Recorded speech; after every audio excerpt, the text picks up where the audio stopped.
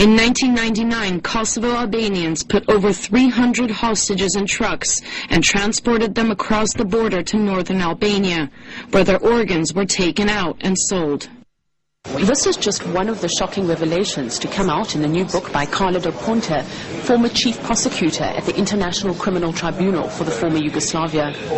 In 416 pages, Del Ponte reveals for the first time that before killing Serbs and members of other ethnic communities, Kosovo Albanians removed their vital organs and sold them for transplant. The news has devastated Slobodanka Kristic. For 10 years, she's been retracing her son's last steps, but her search has brought her nowhere. He and his friend were walking home when they disappeared. They were last seen at a concentration camp on the Kosovo-Albanian border.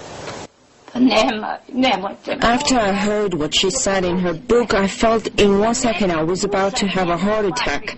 Now I understand that somebody under the protection of Western superpowers took my son and his friend, cut them into pieces and sold them.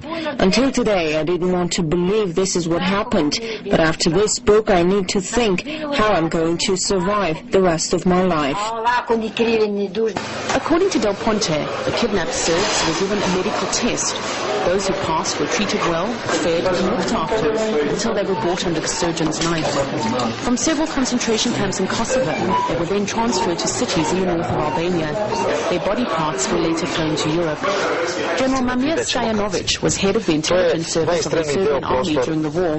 There's no doubt that facts Del Ponte talks about in her book will sooner or later be proven. The places she mentions as hidden operation rooms are in exactly the same location as the camps Albanians used for training their soldiers. Here in the north operated the biggest terrorist group of the Kosovo Liberation Army. In these hospitals they decided amongst themselves what each commander of the KLA would achieve. The Prime Minister was among them. Danica Marinkovic is a former judge of Pristina Court and was one of the first to enter the Krečka concentration camp, which was found by Serbian police in August 1998.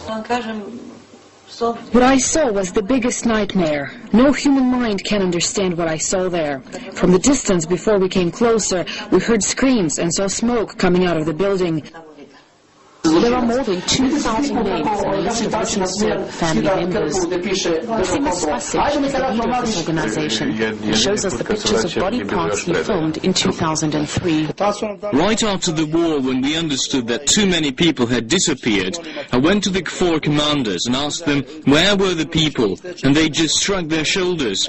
Only after they saw Serbian people demonstrating and were afraid of their anger, they took me to some place.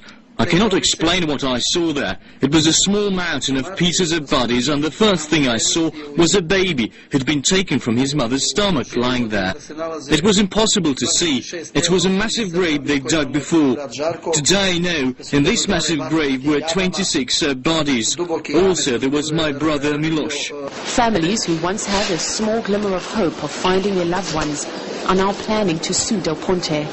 They claim she withheld this information for years and in that way helped the criminals with their crime. Paula Russia Today.